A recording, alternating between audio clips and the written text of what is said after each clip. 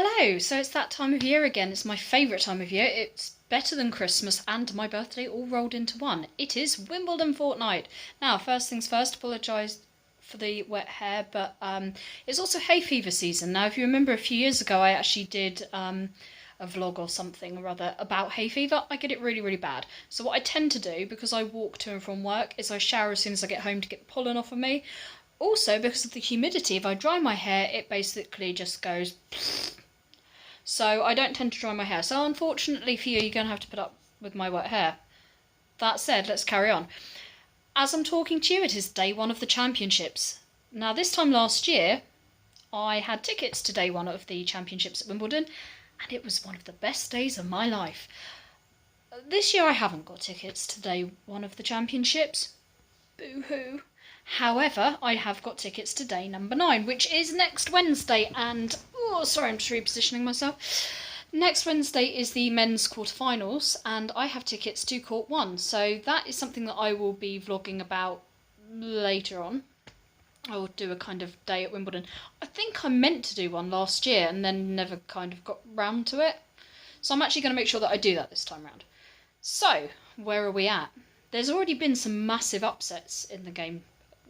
It started off with the first seed to go out was the number 10 seed in the women's game. However, the biggest shock from the women's side of the draw is that as I speak, literally minutes ago, Naomi Osaka has just been knocked out by Yulia Putintseva. Straight sets victory as well, which is a huge, huge upset and means that the women's draw literally is wide open. I think what I like about the women's draw at Wimbledon is that it's always a little bit more unpredictable than the men's draw.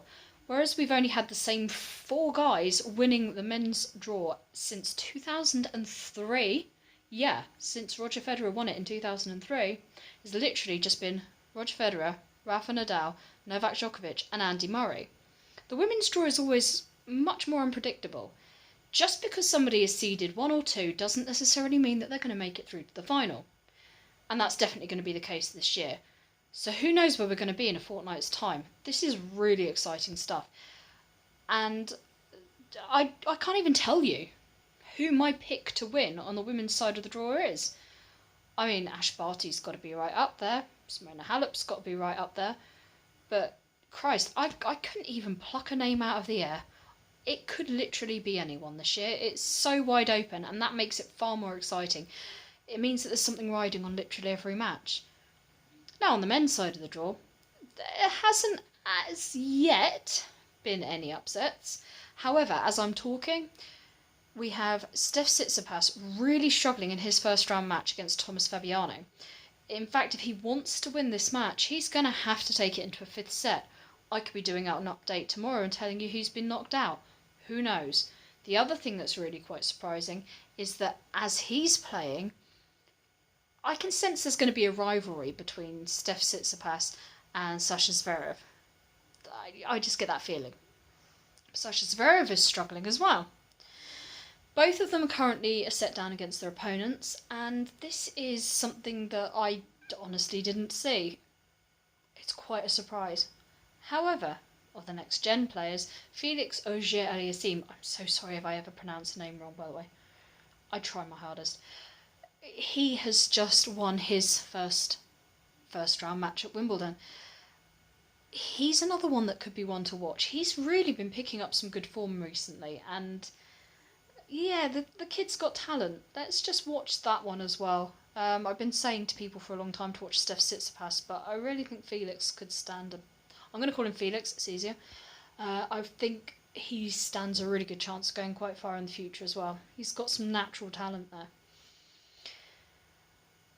Novak Djokovic, number 1 seed in the men's draw, unsurprisingly is through. He won in straight sets. Last year's finalist Kevin Anderson as well, he's through in straight sets.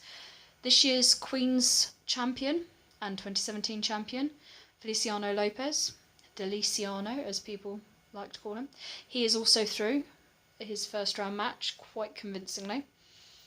So, to a certain extent, some things are playing out according to plan. Few upsets in the women's draw, potential upsets in the men's draw already on day 1. That's what I like about Wimbledon. That's what makes it so exciting. Tomorrow we're going to have some of the other big names coming out. That's when the other half of each draw is going to be playing. So that's when we're getting the likes of Ash Barty. We'll finally get to see her on grass and see how she fares. We're also going to get Rafa Nadal and Roger Federer because they're on the same side of the draw this time round, projected to meet in the semi-finals if both of them make it that far. And I'll be giving a bit of an update on some of the matches that haven't yet happened today. Kyle Edmund is playing later, really big thing for the Brits. He's going to be on centre court. Heather Watson was actually the first British player to get through today. She won her match very, very convincingly, looking very good out there. So we will see. I may have some amazing news tomorrow about all these matches. May have some sad news. Depends, I suppose, on where your allegiances lie. But that is pretty much a roundup of what's happened so far on day one. Like I say, I'll be keeping you up to date with some of the stuff that's been happening, some of the interesting things that go down. It's an interesting time of year, like I say. It's better than Christmas for me. So until tomorrow, and until I've got some more news and things like that, I will say goodbye. Like I say, I will be doing a whole sort of day at Wimbledon vlog. Now, the trouble with that is I'm probably going to film it in separate sections, so it's like separate videos that I have to edit together into one video. In order to do that, I'm probably going to need a bit more time, so it probably won't come out bang on the day that I go to Wimbledon. Well, it definitely won't come out bang on the day I go to Wimbledon. What I'll do is I'll come back, I'll spend some time editing it together, and I'll release it. I'll try and get it done before the women's and men's finals that weekend. I'll give it a go. It should be something I can do.